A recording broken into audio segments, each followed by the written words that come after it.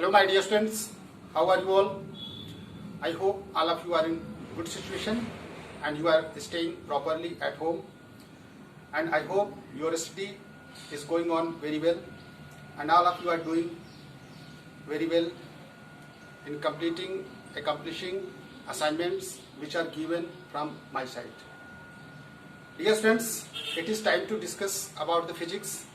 That is, it is time to discuss about the physics. That is chapter 3, gravitation.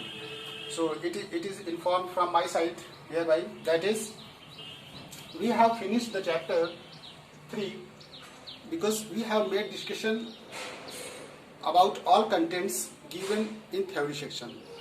So dear students, this chapter is now over related to theory section because we have accomplished all the theory portion so far, and it is considered that this chapter is now over and all of you must prepare the notes on the basis of discussions. After watching the video, you can prepare yourself written notes on the basis of the discussions as you watch the video properly. So dear friends, before I have given you some numerical problem also concerned to the book given in your textbook. I hope all of you have done it very well. So dear students, majority of the students have solved the numerical problems given by me. So dear students, it is very important to solve numerical problems because numerical problems, if you acquire the skills in solving the numerical problems, it means that you have understood the concepts and the theory properly. So dear students, when you finish the theory portion, then you must try to solve numerical problem because numerical and theory, there is a great correlation between theory and numerical. So simultaneously we should try to make a proper study regarding the importance of both, keeping the importance of both theory and numerical section. So numerical section के through आज हम लोग कुछ और problem solve करने वाले हैं. आइए उसको देखते हैं क्या numerical प्रॉब्लम है. कुछ selected numerical प्रॉब्लम्स जो जनरली ऐसे पूछे जाते हैं related to the concept. अब यहाँ पे देखिए है क्वेश्चन पूछ रहा है, prove that if body is thrown vertically upwards then the time of ascent is equal to the time of descent. This is the question. Prove that, आपको prove करना है कि if a body is thrown vertically upwards, कोई body को vertically upwards thrown किया गया, फेंका गया, प्रोजेक्ट कराया गया ऊपर, फिर आपको क्या करना है, then the time of ascent is equal to the time of descent prove करना है. एसेंट का मतलब है अपवर्ड्स और डिसेंट का मतलब है डाउनवर्ड्स. आपने मैथ में पढ़ा होगा असेंडिंग ऑर्डर और डिसेंडिंग ऑर्डर. बहुत सारी नंबर की सीरीज दी जाती है, उसको कहते हैं कि अरेंज करो इन असेंडिंग और descending order, then you arrange all the given numbers in order, that is ascending. जैसे आप स्टेयर में चढ़ते हो सीढ़ी में, तो जब नीचे से ऊपर जाते हो that means you are ascending, और अपवर्ड्स टू डाउनवर्ड जब उतर रहे होते हो तो उस समय आपका होता है डिसेंडिंग टाइम. तो असेंडिंग डिसेंडिंग यहाँ पे हमको ये बताना है कि जो टाइम लगेगा वो इक्वल आना चाहिए. So dear students, let us discuss with the help of the diagram. Suppose this is the ground surface and you are trying to project the body in upward direction. So you are trying to project the body in upward direction. So dear students, when you want to project the body in upward directions, you must require initial velocity, which I have told you that without initial velocity, without providing the velocity, you can't project the body in upward directions. You need to give the velocity. So dear students, the velocity which is given to the body for projecting in upward direction, that is small u. Okay, and it will gain the maximum height h max. Maximum height gain करेगी, वहां से ये body फिर decent गिरना शुरू करेगी. दो condition देखिए, ये एसेंट का है, ये डिसेंट का है. तो जब बॉडी यहाँ से गिरना शुरू करेगी तो यहाँ पे आप देखते हो कि ये बॉडी जब यहाँ पे आएगी तो यहाँ पे आपका इनिशियल वेलोसिटी क्या हो जाएगा, जीरो. क्यों? क्योंकि फिर हमको यहाँ पे जब बॉडी डिसेंड कर रही होगी तो हमको इनिशियल वेलोसिटी देने की जरूरत नहीं होती है. आपने फ्री फॉल में देखा है कि body is falling under influence of the gravity, that is free fall alone, it body start to fall. So आप जैसे बॉडी को यहाँ रोक रखिए, होल्ड करिए, छोड़ दीजिए, आप इनिशियल वेलोसिटी नहीं दोगे. लेकिन जब बॉडी को अपवर्ड प्रोजेक्ट कराओगे तो उस समय आपको इनिशियल वेलोसिटी देनी पड़ेगी. तो dear students, these points should you keep in your mind. These points must be kept in your mind. So these are the essential conditions. और यहाँ पे देखिए टाइम कितना लेगा, t2 लेता है. यहाँ से यहाँ तक जाने मान लो टाइम t1 लेता है. एसेंट का टाइम t1, डिसेंट का टाइम t2. अब यहाँ पे आप देख सकते हो कि एसेंट में जो ग्रेविटी कंसीडर होगी जी इक्वल टू जी हम लोग माइनस जी लेंगे मीटर पर सेकेंड स्क्वायर, ठीक है, और यहाँ पे हम लोग जी मीटर पर सेकेंड स्क्वायर लेंगे। और जब डाउनवर्ड्स टू अपवर्ड प्रोजेक्ट कराई जाती है तो उसमें ग्रेविटी निगेटिव कंसीडर होती है, जो मैंने आपको बताया है कि इक्वेशन ऑफ मोशन में कैसे हम ट्रांसफॉर्म करें, जितने भी इक्वेशन ऑफ मोशन होते हैं उसको ग्रेविटी के फॉर्म में कैसे ट्रांसफॉर्म करें। So dear student, let us solve. अब हम लोग इसमें दो कंडीशन फॉलो करेंगे, एक एसेंट का, एक डिसेंट का। तो एसेंट के लिए आप देखिए, एसेंट के लिए आप यहाँ पे जब हम एसेंट कंडीशन को फॉलो करेंगे तो आप देखिए एसेंट के लिए आपका यू दिया हुआ है, ठीक है, u already given, u metre per second and g equal to minus g metre per second square, ठीक है, और times t. So you will apply the equation of first equation of motion in terms of gravity, that is v equal to u minus gt1. So as you are looking that v is 0 here, 0 equal to u minus gt1. Now it will becomes t1 equal to u by g. For descent condition के लिए, for the condition of the descent, that is descent condition के लिए आपको पता है कि जब body यहाँ तक आएगी एच मैक्स पे, तो यहाँ पे मैंने बताया था कि यू आपका 0 हो जाएगा, क्योंकि यहाँ से बॉडी फिर रिफॉल होना शुरू हो जाएगी। So you will apply the equation of motion same one, but you must put the value, you must follow the descent condition. So for descent it means it will be v0 minus gt2. So this will be given by t2 equal to v by g. तो आप यहाँ पे एक चीज देखोगे students कि जो velocity है, वेलोसिटी जिस वेलोसिटी से हम लोग बॉडी को प्रोजेक्ट कर रहे होंगे उसी वेलोसिटी से बॉडी डाउनवर्ड्स गिरेगी. It means v equal to u. अभी इसको भी प्रूव करेंगे. v equal to u. So it will be considered that the velocity will be same here. So t2 will becomes v by u by g. U by g. Now this is the first condition and this is the second one. Then the equation first and second. Look at the equation first and second, because right hand side is equal, therefore left hand side will be equal. So t1 equal to t2. तो t1 equal to क्या हो जाएगा? t2. t1 equal to t2 हो जाएगा. देखो यहाँ पे t1 equal to t2. इससे क्या पता चल रहा है कि टाइम, एसेंट टाइम और डिसेंट टाइम दोनों सेम होगा. जितना टाइम एसेंट मिलेगी उतनी ही टाइम डिसेंट मिलेगी body. So that is the good conditions and we have proved here. So therefore dear students, hence proved. Let us move towards the next one questions. That is, let us move towards the next question. कुछ और question solve करते हैं, concept को clear करते हैं. अभी देखिए questions क्या है. A ball is thrown vertically upwards with a velocity u. Calculate the velocity with which it falls to the earth. A ball is thrown vertically upwards. A ball is thrown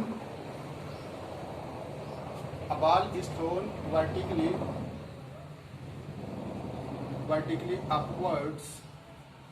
देखिए upwards हम इसको throne कर रहे हैं with a velocity u.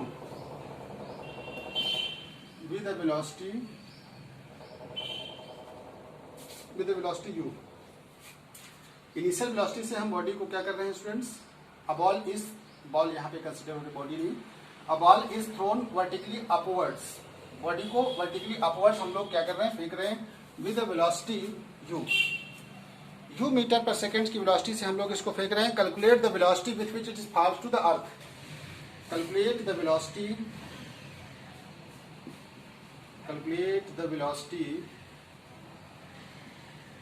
through which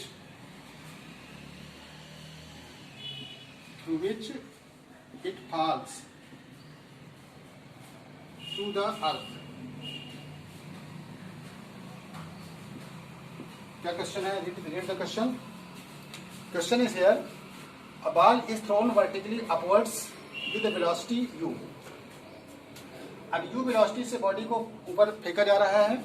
calculate the velocity through which it falls to the earth. आप उस velocity को count करना है जिस वेलोसिटी से ये बॉडी अर्थ की ओर फॉल करेगी, अर्थ की ओर गिरेगी. तो आप को वो वेलोसिटी काउंट करना है. You have to find out the velocity through which it falls to the earth. The condition is here. जब बॉडी को हम लोग इनिशियल वेलोसिटी से फेंक रहे होते हैं तो initial velocity is already given. अब इसमें देखिए गिवन क्या क्या दिया है. First of all right the given terms. Solution हम यहां से लिखते हैं. सोल्यूशन में देखिए गिवन दैट क्या क्या दिया students. Given that initial velocity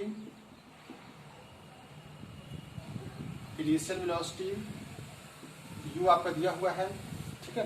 initial velocity is already given और फाइनल वेलोसिटी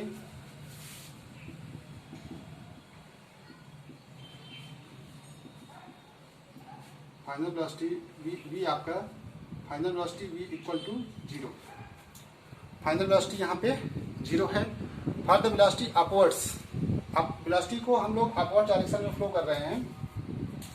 अपवर्ड डायरेक्शन में तो क्या इक्वेशन होता है. v equal to u minus g t. Okay. v equal to u minus g t. Then you can put the value u will be 0. Then this will become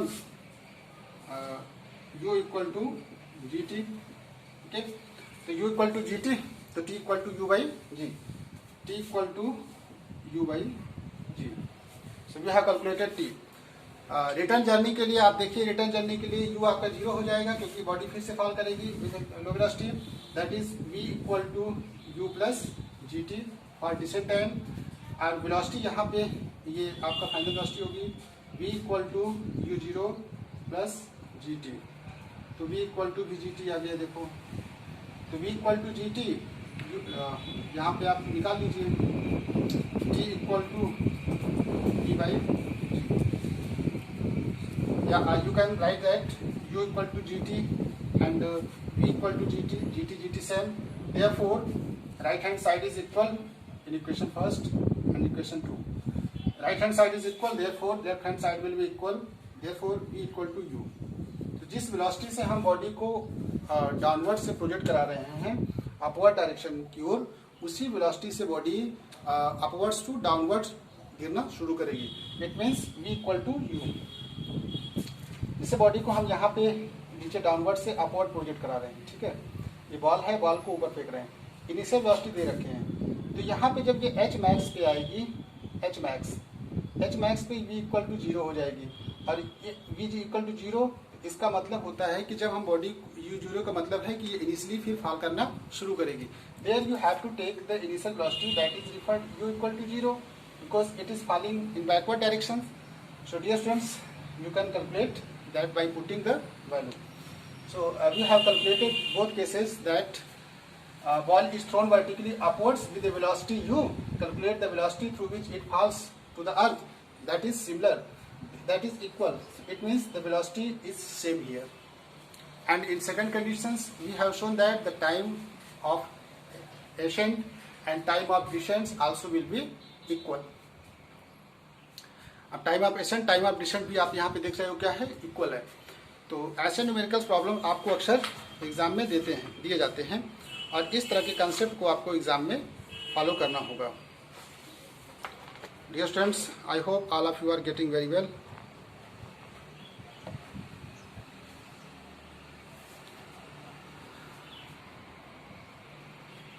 I hope students all of you have understood this concept clearly. So the numerical problems, there are so many numerical problems which we will solve in today's video. Let us wait for that numerical. There are some other numerical problems which you will solve.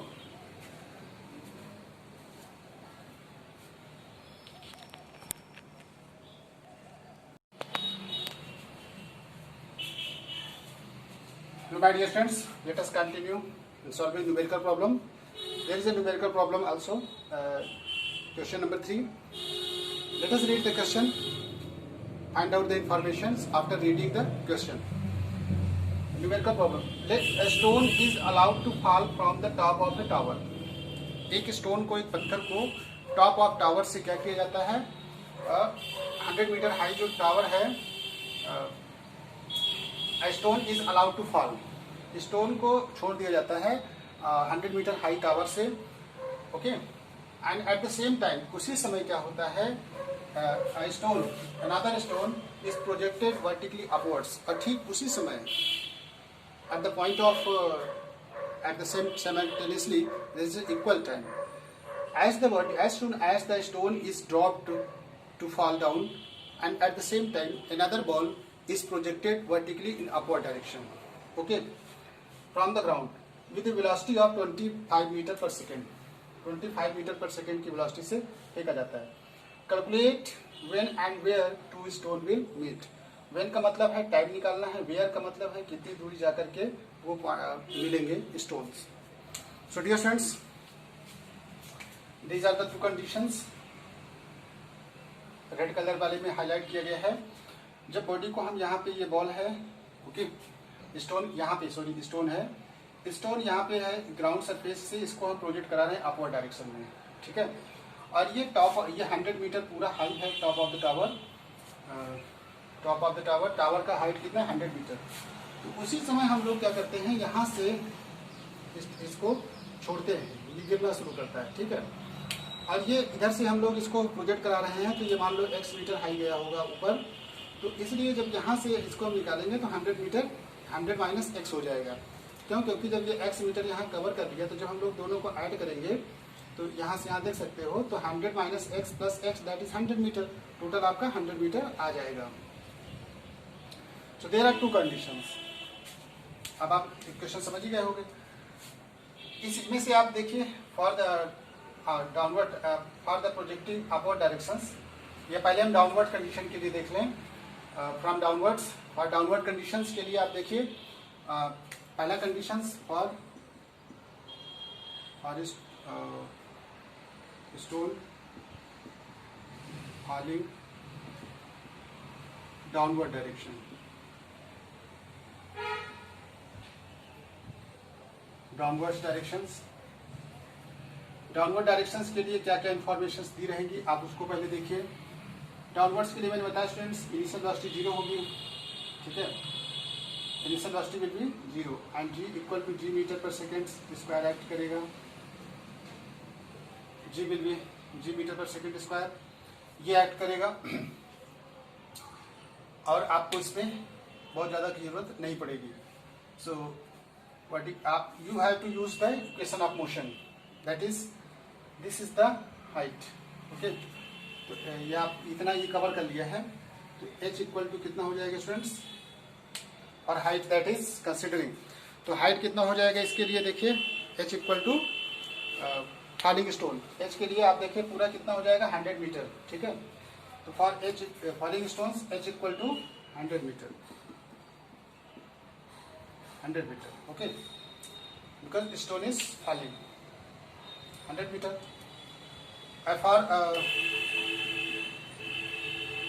For stone projecting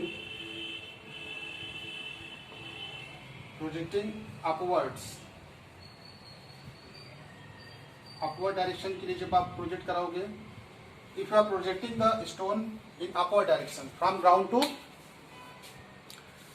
ground के आप project कराओगे, तो उसमें आपको देखो क्या दे रहा है स्टूडेंट्स, ये आपको क्या दिया हुआ है देखिए, यू भी दिया हुआ होगा, क्योंकि ऊपर प्रोजेक्ट कराने के लिए आपको यू की जरूरत पड़ेगी, that is 25 metre per second. U that stand for initial velocity and g will be preferred as a minus g metre per second square, because you are projecting the body in upward direction. So dear students, let us solve the numerical problem. I hope all of you have understood the questions. Let us erase the question. आप question की जरूरत नहीं है, इसको erase कर सकते हैं. Condition हमने यहाँ पे दो बना ली, देखिए दो कंडीशंस आपको दिख रहा होगा यहाँ पे. There are two condition. So solve this equation.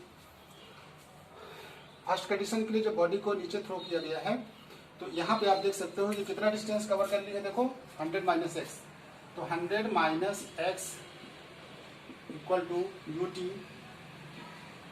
UT plus half g t square. U t plus half g t square, ut plus half gt square, you will apply there ut plus half gt square. So ut plus half gt square, then 100 minus x equal to u क्या हो जाएगा 0 students, initial velocity is already 0, this will become 0, then it will becomes half gt square. This is the equation first. Her second equations के लिए देखिए, जब यहाँ से यहाँ तक प्रोजेक्ट कराए हो तो ये 100 यहाँ तक गया, x गया है, तो you will apply x equal to इसके लिए in case second as you are projecting the body in upward direction, s equal to u दिया हुआ है देखो 25 into t, 25 into t minus g t minus half g t square, equation 2. There are two equations. So add these equations. After adding these equations, you can add the equation first and second. Add the equation first and second. This will be cancelled out. There will 100 equal to half gt square. Half gt square will be cancelled out. 25t. So t will be 100 upon 25. 25 for 100. t equal to 4 second. Time कितना रहेगा student? 4 second. 4 second के बाद वो body दोनों, जब हम यहाँ से एक बॉडी को छोड़ दे रहे हैं, ये फाल गिरना शुरू कर रही है और उसी समय, ठीक उसी समय एक बॉडी को अपवर्ड प्रोजेक्ट कराया गया है. तो ये बॉडी जो मीट करेगी कितने समय के बाद मीट करेगी? व्हेन जो क्वेश्चन था, व्हेन एंड वेयर. तो व्हेन का मतलब है वो 4 सेकेंड के बाद वो मीट करेंगी. अब कितना दूरी ट्रेवल करके मीट करेंगी? तो you will apply the equations, that is x equal to, yeah, you can put the value there in equation second, from equation second,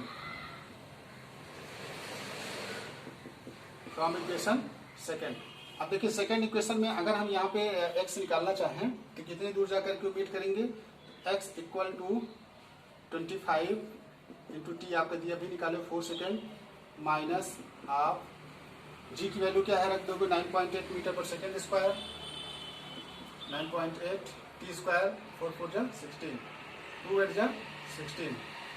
okay, 25 4 जा 100, 100 माइनस 8 8 जा 64, 4 कैरी 6, 9 8 जा 72, 72 और 6 78. There is decimal 78.4.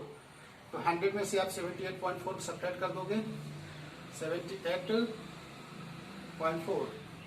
This will become 6, 1 and 9, 7, 2.